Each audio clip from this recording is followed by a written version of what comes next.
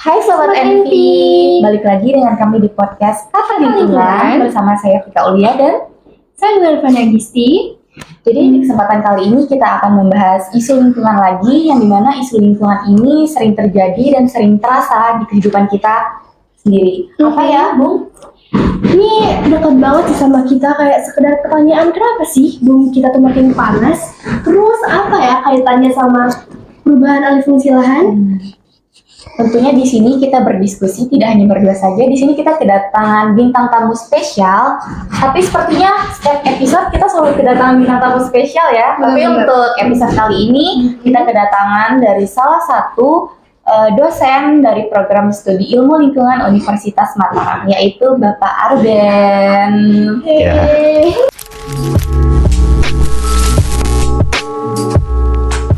Baik, Assalamualaikum warahmatullahi wabarakatuh.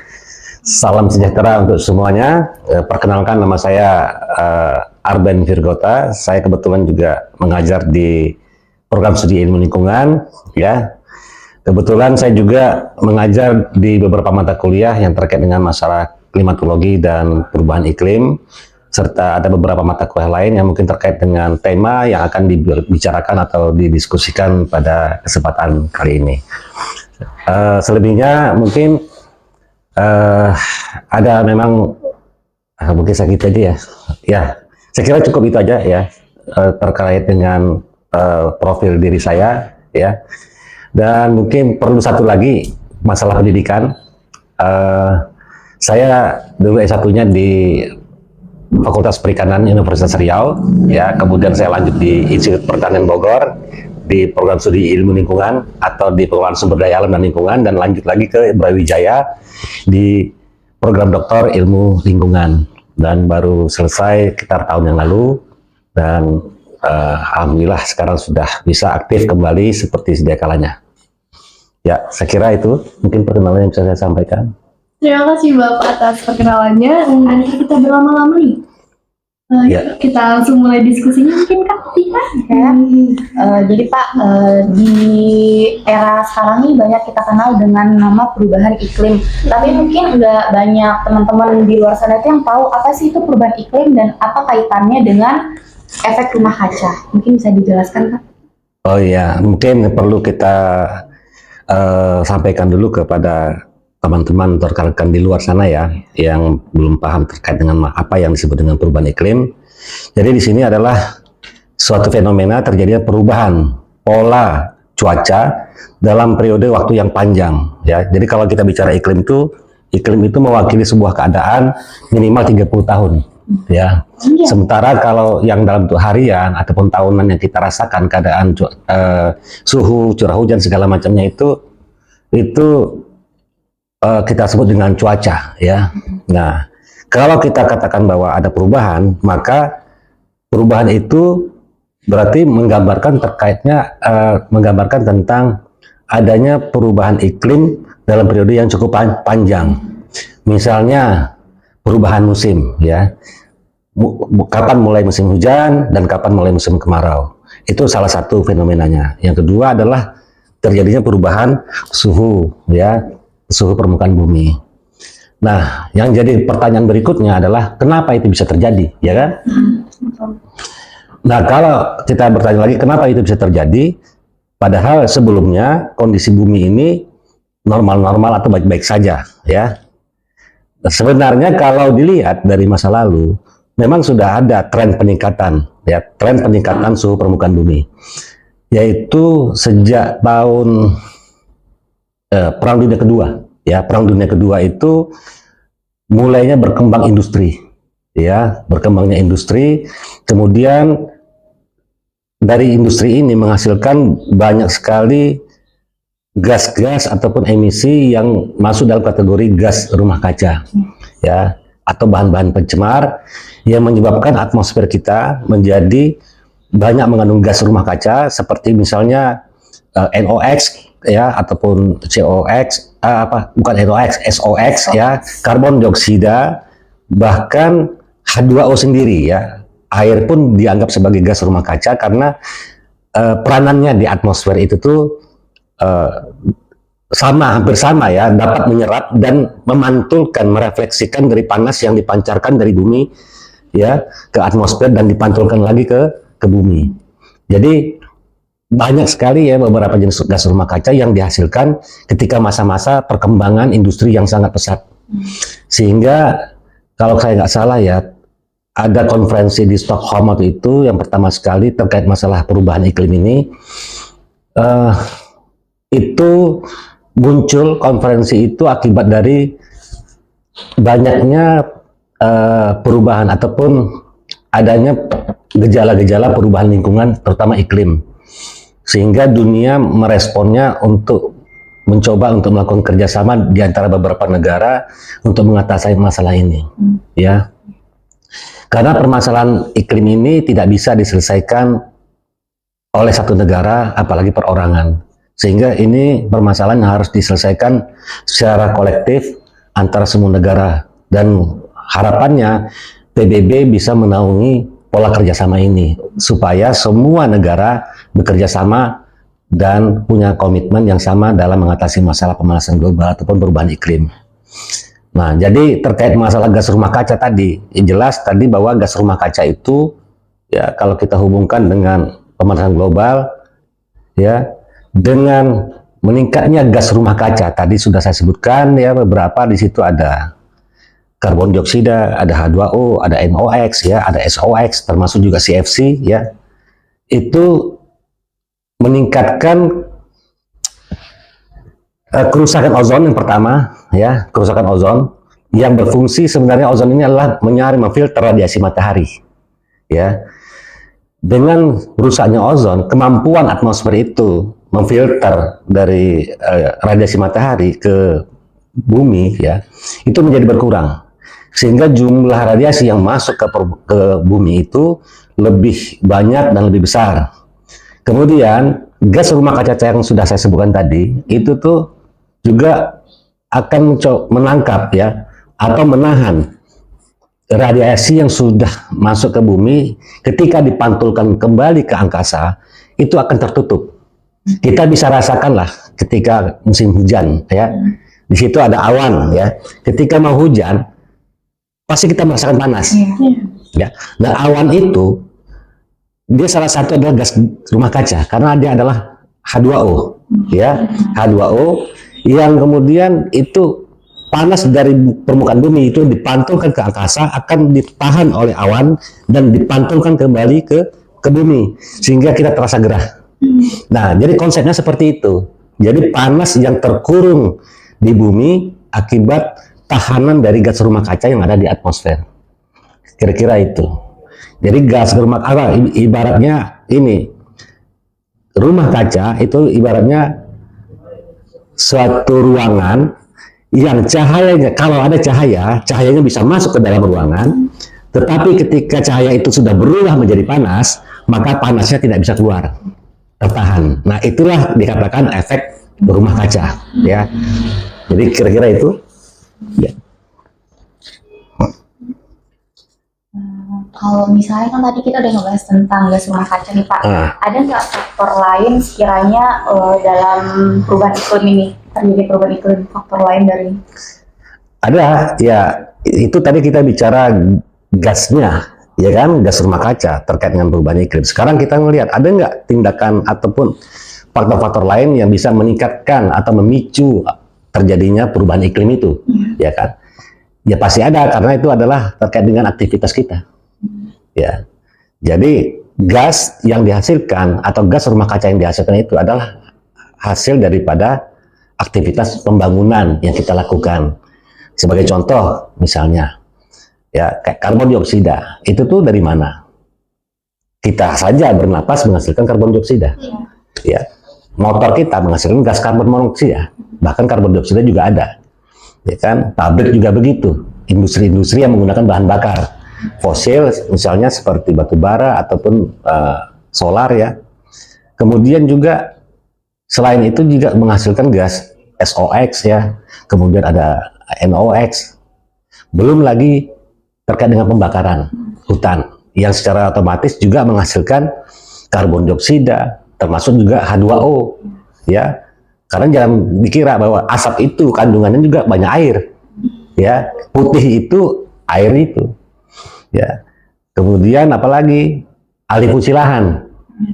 Alih fungsi lahan di sini terkait dengan aktivitas kita juga. Kita membuka lahan untuk pertanian, perkebunan, bahkan untuk pembangunan infrastruktur. Ketika kita membuka lahan, maka kemampuan bumi dalam menyerap panas, ya, dan menahan panas itu semakin berkurang. Karena di sini fungsi vegetasi akan hilang. Ya, fungsi vegetasi dalam menyerap beberapa gelombang dari radiasi matahari itu akan hilang, ya. Kemudian di sini juga kemampuan vegetasi juga mempertahankan iklim mikro, ya. Karena dengan adanya vegetasi atau pepohonan, ya, pohon ini mampu untuk menjaga kelembaban tanah, ya, baik itu lewat serasahnya sendiri maupun lewat tajuknya, ya kan. Sehingga dengan adanya aktivitas pembangunan yang diawali dengan kegiatan land clearing atau pembersihan lahan, itu secara otomatis akan menghilangkan vegetasi yang awalnya berfungsi menahan atau menjaga iklim mikro, sehingga itu berkurang, ya, sehingga suhu iklim mikronya, ya, itu akan menjadi lebih tinggi ataupun meningkat. Kemudian dengan hilangnya pepohonan ataupun vegetasi, kemampuan suatu areal itu untuk menyerap radiasi atau cahaya yang bisa merusak ataupun yang tidak dibutuhkan oleh kita, itu tuh justru semakin tinggi, tidak ada buffernya. Jadi itu salah satu, termasuk juga peranan vegetasi dalam menyerap gas karbon dioksida, ya.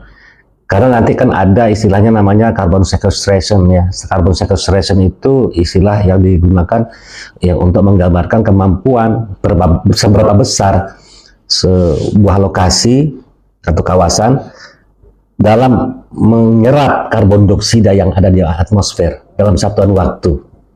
Kehilangan vegetasi itu akan menurunkan kemampuan kawasan dalam menyerap gas karbon. Ya, kira-kira itu dah salah satunya. Berarti bisa dibilang nih Kak, kalau penyumbang utama itu dari aktivitas manusia. Ya, penyumbang paling utama itu dari aktivitas manusia, ya. Terlepas walaupun secara alami gas rumah kaca juga sudah ada, ya, sudah ada. Tapi sebenarnya alam ini pada prinsipnya sudah memiliki kemampuan dalam apa istilahnya, ya, mengatur, ya, keseimbangan daripada suhu, ya, kemudian gas-gas rumah kaca yang ada. Namun karena keinginan dan nafsu manusia yang ingin selalu cepat dan besar dan secara berlebihan, ya, itu menyebabkan gas-gas rumah kaca ini diproduksi sangat cepat dengan jumlah yang sangat besar. Kemudian terjadi perubahan kemampuan area atau kawasan dalam menyerap karbon, ya, termasuk juga kerusakan hutan yang menyebabkan juga berubahnya iklim mikro, ya, dengan waktu yang cepat dan besar, sehingga masalah yang muncul pun, ya, itu dalam jumlah yang besar, ukuran yang besar, dalam waktu yang singkat, sampai-sampai kita kewalahan untuk mengatasinya. Jadi ini sebenarnya terkait dengan masalah keinginan kita, nafsu kita, bagaimana kita terlalu pengen bergegas, ya, untuk meningkatkan kesejahteraan kita semua. Padahal sebenarnya yang terjadi justru sebaliknya nanti. Nah, jadi harus dibuatlah sebuah aturan yang agar pembangunan itu tetap berkelanjutan, ya, dengan menjaga keseimbangan antara aspek sosial, ekonomi, dan ekologi. Saya kira itu. Kalau di negara kita sendiri nih Pak, ada Ya. nggak sih contohnya pembuatan dari alih fungsi lahan ini?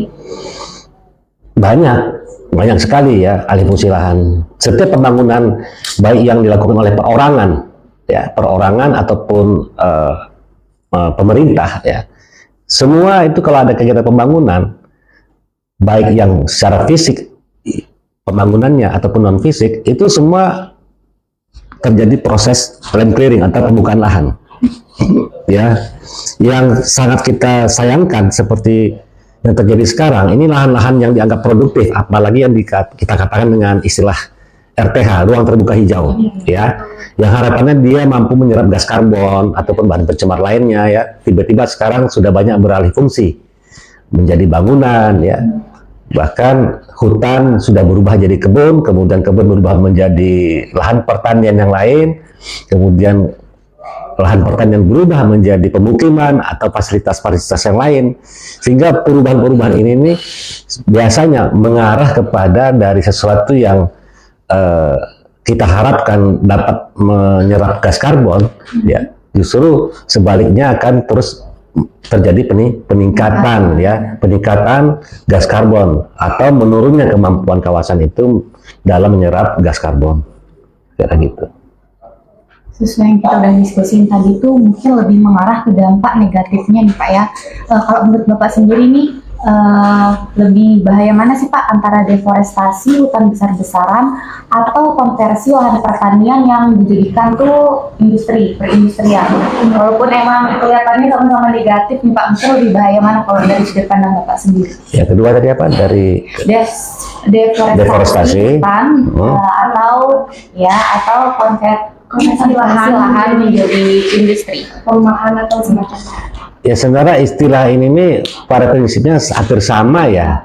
Deforestasi itu menghilangkan hutan, ya. Kalau alih fungsi lahan menjadi dari hutan ke industri atau ke pemukiman, itu juga dalam konteks deforestasi. Deforestasi itu mungkin lebih spesifik kepada hutan yang dihilangkan, ya.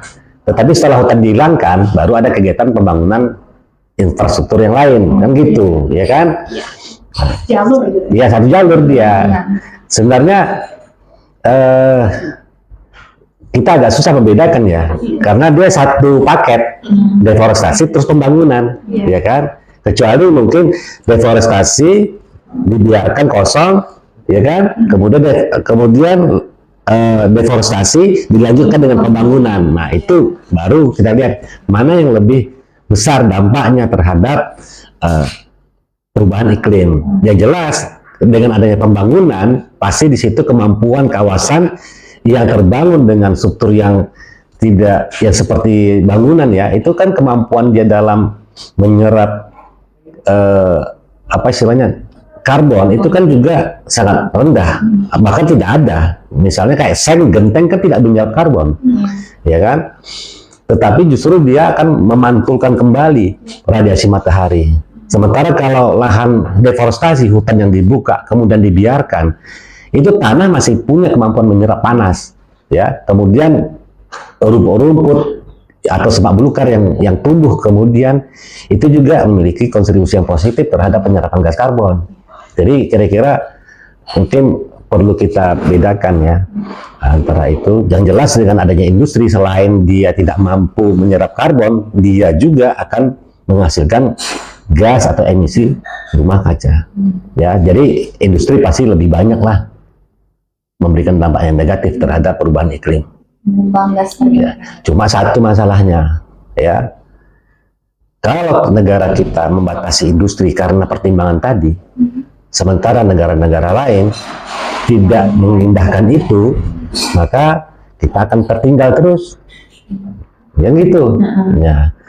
Makanya hati-hati juga kita untuk memahami konsep ini, ya. Jangan karena hanya berorientasi pada mengurangi gas rumah kaca, kemudian industri semua diblokir, ya kan? Semua diblokir dan sementara negara-negara lain bahkan ada yang mengabaikan itu, tidak peduli dengan masalah apa istilahnya gas rumah kaca yang mereka hasilkan, yang penting industri dan ekonomi mereka maju. Dan ternyata sekarang negara-negara maju justru lebih mengedepankan industrinya, ya, dibandingkan untuk melakukan konservasi di negaranya sendiri. Bahkan upaya konservasi yang mereka lakukan justru di negara-negara kita. Jadi mereka menginginkan kita yang melakukan upaya konservasi, terutama terkait masalah hutan, ya. Mereka ingin hutan itu dipertahankan tapi di negara orang, ya, bukan di negaranya. Jadi harus dipertimbangkan matang-matang dulu, ya, karena nanti akan ada imbasnya ke masalah ekonomi dan kesejahteraan rakyat. gitu. Mungkin sebab itu kita itu selalu memperhatikan 3 pilar yang tadi Bapak sebutin itu, yang ekonomi, sosial, sama ekologi. Iya, itu menjadi suatu keharusan bagi kita kalau ingin sustain dan dalam keadaan normal. Tapi ketiga pilar ini sebenarnya tidak harus, karena kadang-kadang ada keadaan situasi di mana negara memang harus menggenjot ekonomi dulu. Ekonomi yang diprioritaskan dulu, ya. Kadang nanti ada suatu saat masalah sosial harus digenjot lebih dahulu, ya. Tidak harus seimbang ketiga-tiganya, tetapi ketiga-tiganya tetap harus diperhatikan, ya. Jadi nanti tergantung keadaan mana yang lebih dominan, apakah sosial yang dominan, apakah ekonomi yang dominan, apakah ekologinya yang dominan, tergantung keadaan. Dan ini yang harus dimainkan peran ini oleh negara ataupun pemerintah. Ya. Jadi benar ya, dampaknya itu tidak hanya untuk lingkungan, tapi kan mengarah juga ke ekonomi dan juga Sosial. Ya. sosial kesehatan masyarakat itu sendiri. Untuk bagian solusi, mungkin kita mau tanya Pak, apa langkah konkret yang bisa kita lakukan atau bisa pemerintah lakukan untuk mengendalikan permasalahan yang alih fungsi lahan guna mengatasi perubahan iklim? Ya. Kalau tadi kan pemerintah pada awalnya kan dengan undang-undang ya, ada undang-undang lingkungan hidup yang kita miliki. Kemudian kan ada turunannya dari peraturan menteri segala macam yang mewajibkan setiap daerah, kota ya. Ini kita bicara pemerintahan aja dulu. Itu untuk membuat suatu regulasi ya terkait dengan masalah pengelolaan lingkungan hidup di daerahnya masing-masing. Nah, salah satunya terkait masalah alih fungsi lahan tadi, pemerintah mencoba membuat sebuah kajian ya, kajian misalnya daya dukung dan daya tampung lingkungan hidup ya, kemudian buat RPPL, rencana pengelolaan lingkungan hidup, yang akan nanti diacu sebagai penyusunan rencana tata ruang. Nah, rencana tata ruang inilah yang akan diperdakan dan disahkan, apakah itu rencana tata ruang kota, kabupaten ataupun provinsi ya. Kemudian juga dari situ itu fungsi lahan ya. Kemudian juga dari rencana pembangunan jangka menengah RPJMD ataupun RPJP daerah ya, itu juga harus mengacu kepada kajian lingkungannya dulu, terutama dari kajian daya dukung dan daya tampung lingkungan, sehingga kegiatan ataupun bagaimana kita memanfaatkan lahan ya, ataupun program pemerintah yang jalankan itu tuh terkontrol dan harus dapat rekomendasi dari kajian lingkungan dulu ya. Jadi dengan adanya rencana tata ruang ya dan RPJMD ataupun RPJPD, sehingga pembangunan itu bisa terkontrol. Kalau misalnya contohnya gini nih, rencana tata ruang ini kawasan Green Belt sudah ditetapkan, tidak ada satupun orang yang boleh merubah fungsinya, atau pemerintah membuat kebijakan bahwa minimal RPH di kota Mataram misalnya itu bisa 30% ya, 30% dari kawasannya itu harus dijadikan target minimal. 40% boleh nggak? Sangat lebih baik, boleh. Tapi kurang dari 30% itu termasuk yang buruk ya. Jadi itu adalah jadi dibuat dalam bentuk perda ataupun regulasi yang ditetapkan oleh pemerintah dan dijalankan ya oleh setiap sektor di bawah kepemimpinan wali kota atau bupati dan didukung oleh masyarakat. Nah itu, jadi itu salah satu ya untuk mencegah atau mengatur penggunaan lahan yang ada, atau mencegah terjadi alih fungsi lahan yang awalnya memiliki kemampuan dalam menyerap karbon ataupun gas-gas rumah kaca yang lain ya, seperti itu kira-kira ya. Sangat menarik ya diskusi kita kali ini, dan kebetulan juga di sini tuh tersisip mata kuliah yang ada di program studi ilmu lingkungan ya, kira itu ya. Mungkin ada pesan Pak yang bisa disampaikan untuk teman-teman di luar sana? Ya, bagi kita ya, untuk semuanya ya, bagi mahasiswa juga ya, bagi masyarakat umum, saya kira kita harus perlu menyadari bahwa dunia ini tidak dalam keadaan baik-baik saja ya. Persaingan kita tidak hanya terkait masalah lingkungan saja, persaingan secara global ini kan terkait masalah geopolitik ya, masalah ekonomi segala macam ya. Jadi karena kita tahu bahwa dunia ini tidak sedang baik-baik saja, maka kita harus bersiap-siap dan harus meningkatkan kemampuan kita dalam upaya mitigasi ataupun adaptasi. Yang paling penting itu adalah melakukan adaptasi terhadap perubahan yang ada. Kalau kita tidak bisa beradaptasi dengan keadaan yang ada, maka kita tertinggal atau kita menjadi korbannya. Ya, karena setiap saat akan berubah, baik itu dalam bentuk regulasi, aturan ataupun keadaan di dunia ini. Ya, kita nggak pernah tahu apa yang akan terjadi lagi ke depan. Jadi bagi mahasiswa juga dari sekarang jangan diam, ya, berbenah diri. Setiap hari meningkatkan kemampuan dan kapasitas dalam bersaing. Ya, jadi kekuatan negara itu ada di pemuda. Ya, pemuda itu harus maju dan kuat. Tanpa mereka, ya, Indonesia ini tidak akan bisa bertahan lama. Karena kalau mengharapkan yang tua-tua ini sudah tidak kuat lagi untuk bersaing, bertarung di luar. Kalianlah yang akan meneruskan. Maka dari sekarang kuatkanlah diri, tingkatkanlah kapasitas kalian, baik dalam aspek kognitifnya, skillnya, ya, ataupun dalam afektifnya, ataupun sikap, ya. Saya kira itu. Bahas sedikit tentang Indonesia tadi, mungkin saya keinget nih Pak yang tadi Bapak bilang kalau perubahan iklim itu dapat dikatakan perubahan iklim kalau emang tren peningkatannya itu sekitar minimal 10 sampai dengan 30 tahun. Ya. Ya. Kalau dari sudut pandang Bapak sendiri nih di Indonesia ini gimana sih Pak? Oh ya, kita pasti meningkat. Yang jelas suhu permukaan bumi sudah naik. Di NTB ini data terakhir yang saya dapat tuh dikurang sekitar 0,5 sampai 1 derajat naik. Ya, dan suhu yang paling panas itu terdapat di Sumbawa, di Dompu. Di bagian timur berarti Pak ya? Ya, Indonesia bagian timur itu paling tinggi untuk NTB ya. Sekitar 1 derajat peningkatannya. Dan resikonya itu kan ketika El Nino ya. El Nino itu kan ketika kering ya, sangat panas sekali. Jadi efeknya misalnya kalau El Nino udara kita kering, tapi suhu udara dingin. Ya, kalau kita di sini kan. Tapi kalau musim hujan itu suhu udaranya panas atau hangat, ya. Dan air laut juga akan naik. Itu ketika La Nina, ya. Dan risiko bencana beberapa kali terjadi kan, seperti rob, ya, perubahan garis pantai, abrasi, kemudian apalagi tuh banjir bandang ya kemarin ya. Jadi banyak bencana-bencana yang muncul akibat dari perubahan iklim yang terlalu ekstrim. Ya, sebenarnya hujan itu tidak ada masalah walaupun lebat, asal turunnya giliran, antri. Cuma masalahnya untuk membuat di antri itu nggak ada yang menahannya, sehingga air-air itu dengan cepat turun berkumpul ya, menjadi dalam waktu yang singkat volumenya menjadi besar sehingga suatu kawasan itu nggak mampu lagi menampungnya dan melimpah, dan itu yang kita sebut dengan banjir ya.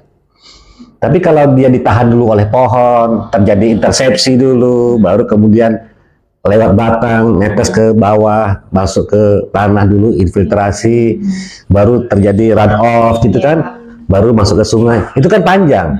Itu ibaratnya penundaan ya. Ya, kalau pohonnya ditebang, proses itu tidak terjadi. Ya kan, hanya sebagian kecil aja yang terjadi, yang terserap. Sehingga run off masuk ke sungai, berkumpul, langsung banjir. Seperti itu kira-kira. Luar biasa banget ya diskusi kita hari ini. Terima kasih banyak Bapak atas penjelasan dan ilmunya. Buat teman-teman pendengar, semoga obrolan ini bisa membuka mata dan hati kita agar kita semua lebih peduli tentang apa itu alih fungsi lahan, yang bukan hanya sekedar pembangunan, tetapi juga sangat berkaitan dengan perubahan iklim. Dan di sini juga kita lagi berada di mana nih Bunda? Kita lagi di Town Station. Tapi bisa dikepoin aja, dikepoin aja di bawah sini. Ini startupnya. Oke. Mungkin Pak itu saja untuk episode kali ini. Mungkin kita bisa diskusi lagi di episode selanjutnya, di pertemuan selanjutnya. Mungkin kita bisa Semoga ini dulu ya, ilmu lingkungan dulu ya Pak. Iya, Pak. Nanti kalau bilang ilmu Salam lingkungan, salam lestari. Ya, teman-teman. Oke, kita mulai. Salam lingkungan. Salam lestari. Sampai jumpa di episode berikutnya.